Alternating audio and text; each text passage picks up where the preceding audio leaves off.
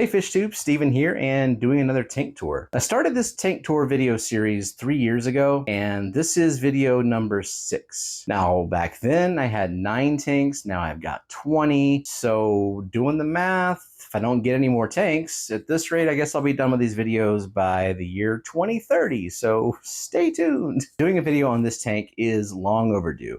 At around 90 gallons, it's my largest tank. It is my favorite tank.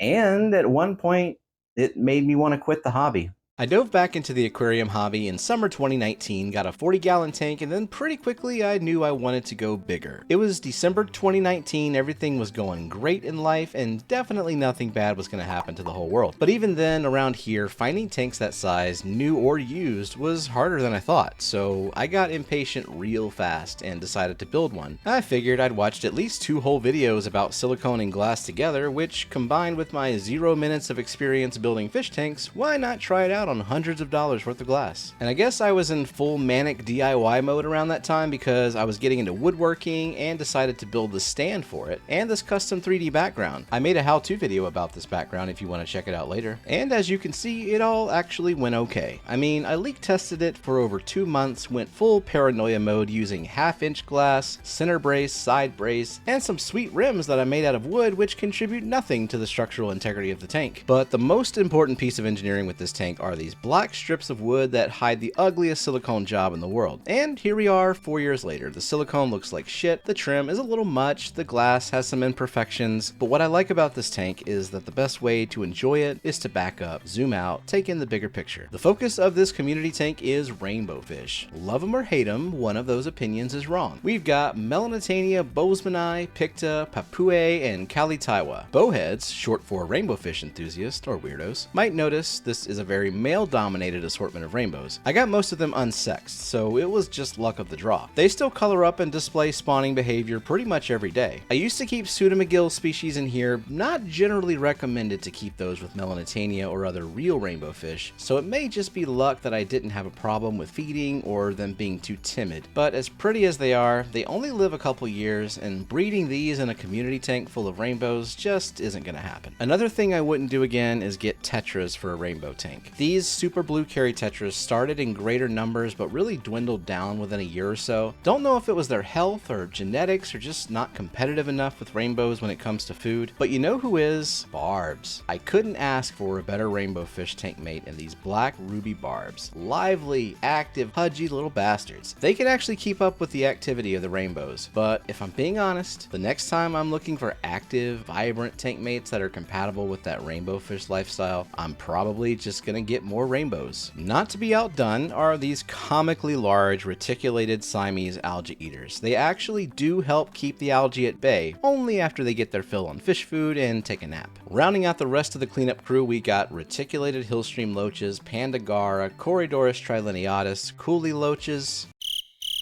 and the bravest, most evasive, smartest Neocaridina shrimp to ever exist. I did not put these coal shrimp in here to start a life, but here they are. Speaking of cleanup crew, this pleco doesn't do any of that at all. He's a longfin albino bristlenose pleco and one of the last plecos in this house since bringing the pleco breeding project to a close last year. He's there for decoration when he feels like coming out. And if all that wasn't enough of a good time, behold, 2 dwarf redtail eels. Look at them! Moving on to the plants, you won't find anything super demanding here. I wasn't all that familiar with aqua soil when I first set this up, so my idea of planted tank substrate was this Seachem fluorite red, which I learned in time is mostly inert other than having some extra iron in this red formula, and it doesn't hold on to added nutrients any better than standard gravel. But despite that, I have no complaints about how it's handled the plant life in here. I have mostly easy, relatively low maintenance plants like Java fern, Bacopa, bulbitis, a few types of hygrophillas, some giant Vallisneria, limnophila, some crypts, a sword, and some boos. And I have Saswansertang that is stuck to the background in various places and has gone crazy. I like it, so it stays. The red plants are recent additions, just to see how they hold up under the new light. Oh yeah, I got a new light for this tank recently, but more on that later. I keep the plants looking nice and lush with CO2 injection. Nothing in here really requires CO2 injection, but this is as much a fun community tank tank as it is an aquatic garden, and for me, with a moderate amount of carbonate in my tap water, any naturally occurring CO2 in the water is not really bioavailable to the plants, so the extra injected CO2 really makes a big difference if you share goals similar to mine. But CO2 needs to be respected. Too much of it for too long will kill your fish. Yeah, remember how I mentioned wanting to quit the hobby? In October 2020, about 10 months into this tank, I decided to start CO2 injecting it after seeing the holy crap results from doing it in another tank. And for 9 solid months, everything went well. I guess too well, because I got complacent with how consistent and reliable a 20-pound cylinder and a good quality CO2 regulator could be. So one Saturday evening, doing some household chores, I absent-mindedly moved the CO2 cylinder out of the way, grabbing it by the regulator, which, you know, has all the knobs that control the rate of CO2 being injected into the tank. And of course, I did this at night while the solenoid was closed, and I didn't give it a second thought until the next morning when I woke up to dead rainbowfish, dead tetras, lost some pseudomagills, autosynclus, the list goes on. Dozens of fish just wiped out from one simple mistake, completely preventable. And it all happened while I was sleeping in on a lazy Sunday morning just 5 feet away from the tank. It was my worst day as a fish keeper, the kind of failure that makes you want to quit. It would have been understandable if at the very least I'd have sworn off CO2 injection forever. It's an intimidating, fairly advanced part of the hobby that adds another point of failure, another risk to the system. But I can't deny the plants are still a big part of the hobby for me. Growing them, maintaining them, and propagating and sharing them with friends. CO2 is the limiting factor in a planted tank, so any amount of CO2 you can add to it will undeniably improve your plants. But of course, this should never be done at the expense of the live animals. And my biggest takeaway from this experience is that I'm responsible for the health and well-being of these fish above all else, no matter how I choose to grow my plants. And I have to approach the hobby from that perspective, no matter what. And going on 3 years of responsible CO2 use now, in multiple tanks, I'm glad I didn't quit. I think a lot of us have had that moment of failure or disaster where you just felt like giving up, and maybe you did for a while. If you have a story, let me know about it in the comments. Now, looking at equipment, I mentioned a lighting change recently, and wow, what a difference. Getting into the planted tank part of the hobby, the communities I visited and YouTube channels I watched seem to have reached a consensus that the Fluval 3.0 planted lights are the perfect balance of intensity, control, and price. And that's probably still the case. They're great. I have them running on quite a few tanks. For 4 years, I had 2 of them on this tank. I tried to get away with one Fluval light for a while, but if you're gonna pack a bunch of plants into a tall and wide tank like this one, you need a lot of light. And you lose some intensity when light passes through water. The other thing you lose is the full color spectrum. And as I started learning more about these narrow spectrum bandwidth lights like Chihiros, ADA, Twin Star, Netley, and Weak Aqua, and others, I had to give it a shot. And I think this before and after speaks for itself. This is a Weak Aqua, and I have a short video that talks about why there's such a drastic difference between this type of light and the majority of other LED aquarium lights on the market. Am I about to go out and replace all my Fluvals and $30 Amazon LEDs?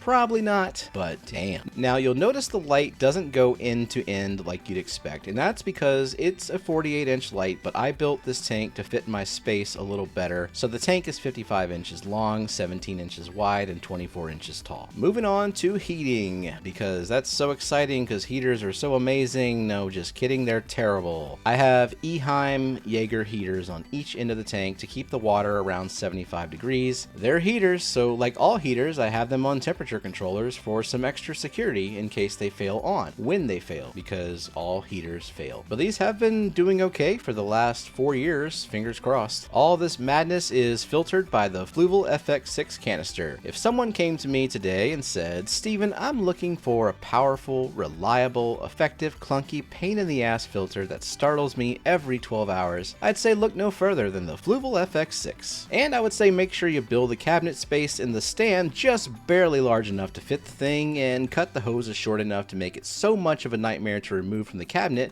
that you barely muster the motivation to clean it once a year. And if you're going to inject CO2, build this big ass reactor and shove it behind the canister so that you're not just breaking your back when you do maintenance on it, you're also solving a puzzle. the left at 6. You should have used the sum. But I would say, beyond the excessive amount of glass and all the fancy equipment and clunky McTerrible here, the journey of this tank really represents what a lot of us experience starting out in this hobby. We get ambitious, we make mistakes, we fail hard, but we push through it, and we never stop learning. On the most exhausting days, when I might be feeling overwhelmed or burnout and just wondering what to do next in the fish room, this tank is always here to remind me that while there are so many reasons for doing this hobby, one of those reasons is joy. Hey, did you know there's a community of people just like you here on YouTube? You can hang out with the Fish Fam right here during our live streams every Friday night at 8:30 p.m. Central, where we talk fish, play games, and go off the rails. And catch us live every Monday at 4 p.m. Central to talk about plants. And you can find out more about the community, including other live streams, at fishfam.link. If you enjoyed this video, hit the like and subscribe for more videos to come. Thank you so much, and I'll see you later.